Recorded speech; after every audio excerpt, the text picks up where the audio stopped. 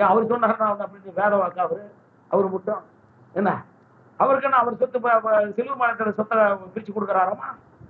பிரிச்சு சிறுபான்மை பக்கத்துல தான் முஸ்லீம்ஸ் எல்லாம் இருக்காங்களே, சிறுபான்மை கொடுக்க தயாரா சிலுவை மாநிலத்தில் அவருக்கு இருக்கிற கரும்பு தோட்டத்தை கொடுக்குறாரா? இல்ல சேகோ ஃபேக்டரியோட பிரிச்சு ஆயிரக்கணக்கான கோடி ரூபாயில ஒரு வெளி மாநிலத்தினுடைய பார்டர்ல ஒரு பெரிய சேகோ ஃபேக்டரி இங்குத அதை கொடுக்குறாரா? அவரோட கொடுத்த சொத்து தானே தான், தனி மனிதனுடைய சொத்து தானே, அது அந்த சொத்தை கொடுக்க போறாரா? என்னன்னு படிக்கிறது, படிக்காம என்ன தேர்தல் இன்னைக்கு சொல்லிச்சு, காங்கிரஸ் தேர்தல் என்ன சொல்லி இருக்குது, என்ன பிரைம் மினிஸ்டர் சொல்லியிருக்கார் தெரியாம அறியாம. எடப்பாடி பழனிசாமியுடைய கூற்று அறியாமையின் வெளிப்பாடு. அறியாமையின் வெளிப்பாடு என்பதை விட என்ன தெரியாமல் பேசுகிறார். கோவை தொகுதியில 1 லட்சம் ஓட்டு இல்ல, அது பாஜக ஓட்டு அப்படிங்கிற மாதிரியான அண்ணாமலையோட கருத்து எதிர்கட்சியினர் வந்து தோல்விக்கான காரணத்தை தேட ஆரம்பிச்சு சொல்றாங்க. எல்லாரும் சொல்றாங்க 1 லட்சம் ஓட்டு காணாம போய் இருக்கிறதுங்கிறது உண்மை. ஆனா அதை சரிப்படுத்தி ஏற்கனவே நாங்க வந்து ஒவ்வொரு அரசியல் கட்சியும் திருத்த பட்டியல் அந்த மாதிரியான பட்டியல் கொடுக்கும் போது பார்த்திருக்க வேண்டியது எல்லா அரசியல் கட்சியினுடைய ஒரு கடமை என்ன. அதனால நாங்களும் வந்து அதை வந்து சரிவர வாக்காளர் பட்டியலை சரிபார்க்காதது எங்களுடைய குறைபாடு கூட நாங்கள் எடுத்துக்கலாம். சரி இல்ல, இந்த வீதியில 50 பேர் இல்ல, அதே மாதிரி தனி மனித குறைபாடு உண்டு. அவங்கவுங்கள ஆன்லைன்லயே நம்ம திருத்திக்கலாம். அந்த தடவை வாக்காளர்களை வந்து ஆன்லைன்லயே நம்ம திருத்திக்க முடியும். நாம வந்து என் ஓட்டு இல்ல ஆனா நான் இங்கதான் குடியிருக்கிறேன்னு சொல்ல முடியும். அதனால அந்த வாக்காளர்களும் அதுக்கான வாய்ப்பை விட்டுட்டாங்க. வாக்காளர்கள் அதுக்கான வாய்ப்பு விட்டுட்டாங்க. அரசியல் கட்சியும் திருத்தத்துக்கான வாய்ப்பு இருந்தும் அந்த வாய்ப்பை நழு விட்டுட்டோம் என்ன. அப்ப வந்து இல்லங்கிறது இல்லைன்னு சொல்லியிருக்காங்க. அவ்வளவுதான்.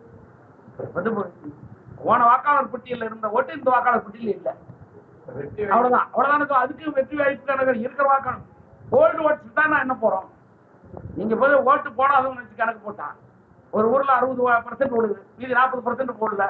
அந்த 40% எங்களுக்கு வந்திருந்தா அது எங்களுக்கு தான் சொல்லலாம் என்ன. அதெல்லாம் அது அவருடைய கருத்து. எங்களுடைய மாநில தலைவர் என்ன சொன்னார், இந்த தொகுதியில 1 லட்சம் ஓட்டு வந்து காணாம போச்சு.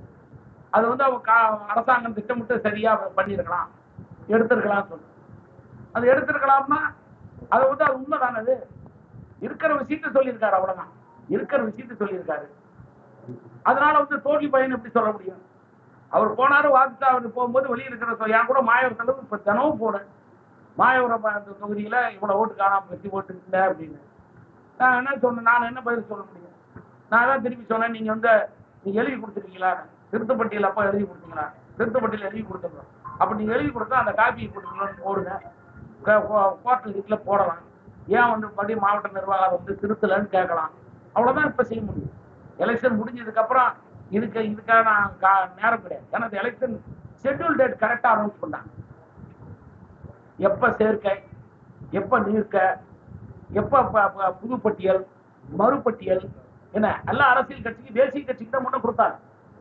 அதை பார்க்க வேண்டிய பொறுப்பு எங்களுக்கு என்ன. பணப்புழக்கம் எப்படி இருந்தது தேர்தலில்? எப்பவும் போல இருந்தது பணப்புழக்கம். இதுவரை திராவிட கட்சி நடத்திய தேர்தலை போலவே இந்த தேர்தலில் பணப்புழக்கம் இருந்தது.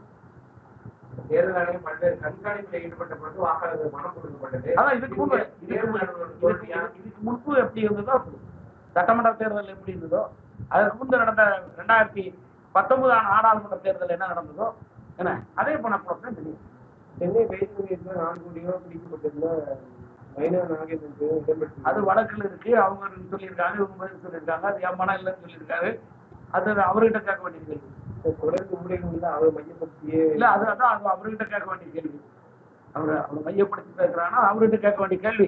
2வது அவர் இல்லைன்னு மறுத்திருக்கார். பாதகம் செய்பவரை கண்டால் நாம் பயங்கொள்ளலாகாது பாப்பா, மோதி மிதித்து விடு பாப்பா, அவர் முகத்தில் உமிழ்ந்து விடு பாப்பா.